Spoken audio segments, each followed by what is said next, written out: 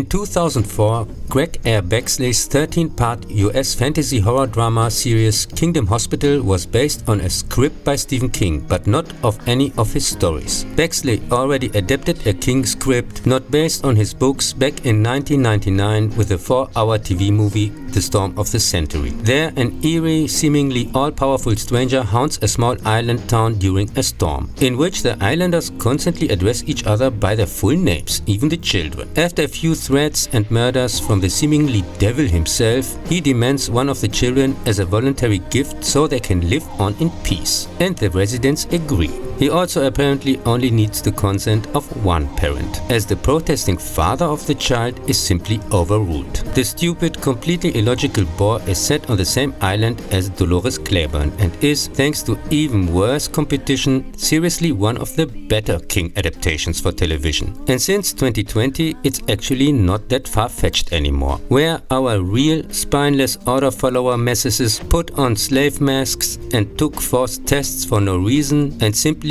cowardly looked away when their children and elderly were tortured and partially killed by the seemingly all-powerful, conscienceless regime devils, also by threats, blackmail and coercion in exchange for their old normal life. And today, like the fictional islanders' mirror image, just keep silent about it, simulate social life, suppress the selling of their souls and pretend as if nothing happened, since they had no choice, sure. I think of you in my dreams. You never know just what you mean to me. And 2 years later, with the also 4-hour King meal Rose Red, in which only familiar things are reheated for the 100th time and served in bland TV style, where people with psychic powers, thanks to invitation and payment, spend the night in the haunted mansion of an oil tycoon, which has claimed several lives for almost 100 years, because a parapsychologist finally wants to provide official proof of the existence of ghosts. During the process, the group gets decimated until an autistic girl overcomes the threat.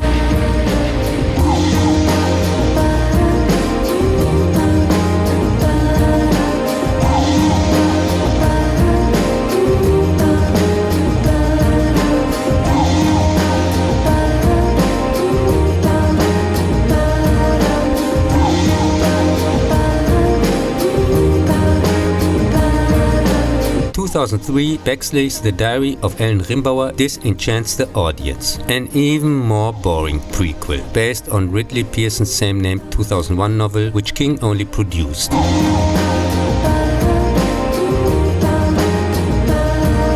It's about the landlady of the Rose Red haunted mansion, which suddenly disappeared in the 1950s. Bye bye baby, don't be long. I worry about you while you're gone. For Kingdom Hospital, the script was based on the first two seasons, 1994 and 97, with 4 one-hour episodes each. Lars von Trier's inspired by David Lynch's Twin Peaks, also 2 seasons, 1990 and 91. Excellent Danish miniseries Reget, translating in German Das Reich, which has rightly won several awards. A colloquial abbreviation for the, in Denmark, real existing Reichshospital. Therefore, thanks God and completely necessary by the Reich Ministry of Truth in our since 49 real existing democracy simulation, he of course immediately hastily retitled in Geister, which means ghosts. Later Hospital of Ghosts to make the confusion complete. That's also the reason why our neighboring country, France, here in the 4th German Reich, Ghost, is also called Frank Ghost and not Frank Reich, as with the Nazis. And in Germany we don't use in our Lord's Prayer the term Kingdom Come, with us Dein Reich komme, again this awful Nazi word, but of course changed all Bibles to Ghost Come, not to be confused by God with the Nazis. Whatever. The unusually staged horror satire is about a notorious malingerer and spiritualist, which discovers a conspiracy of Satanists centered around the reincarnation of a doctor who once killed his illegitimate daughter, which now, like others, haunts as a restless spirit. or an arrogant foreign doctor who despises the new home and all the while tries to cover up a malpractice using even voodoo zombie poison to get rid of a colleague.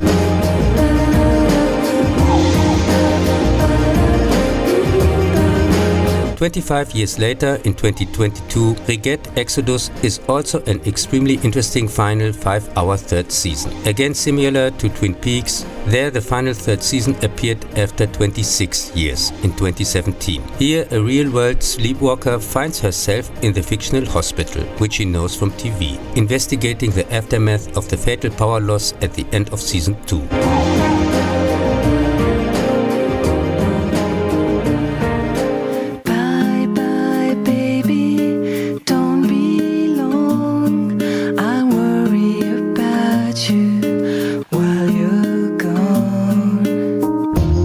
Regret was back in 2001, already a kind of template for the 6-part paranormal US series drama All Souls, about a Boston hospital of the same name. The broadcast of the dreary cliché parade around tormentors as a result of moronic horror experiments, like throwing rats into open wounds of a doctor after the loss of his sons during the Civil War, went quite rightly because unimaginative, uninteresting and puke boring due to the lack of viewers already after episode 2 in hiatus and then later cancelled completely. I think of you in my dreams. You never know just what you mean to me.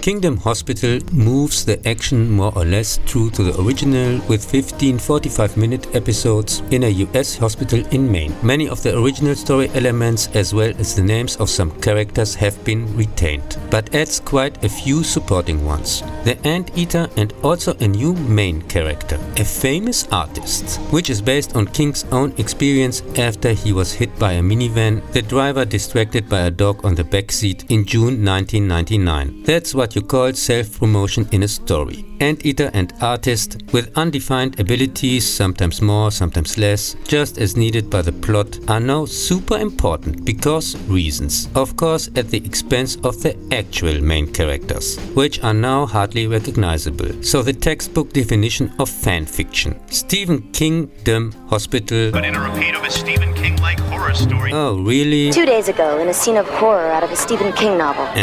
Is harmless and pleasing most of the time, rarely leaves the worn-out path, especially in terms of staging and dialogue, has little to no character development, too few interesting ideas of its own, solves complex situations with cheap shortcuts like time travel pulled out of its ass to cheat a baseball game, discount Jesus and the wonders of lazy writing. In the final there's another time travel and often presents the story clumsy and flat in your face. Some episodes, especially in the second half, which drags like hell, are obviously just filler. And there are constantly completely unnecessary explanatory speeches and annoying repetitions through flashbacks. Hello, how are you? Now that I know there's no second season where I have to suffer through, much better. Thanks for asking. Supposedly satirical elements like the embarrassing singing often seem forced and completely out of place. With their ghost stuff and the shameless merchandising for their leftovers, Team King Bexley clearly can't take a joke. Hey, by the way, I've done reviews of those too. More on the director in the Craig R. Bexley retrospective Dark Angel.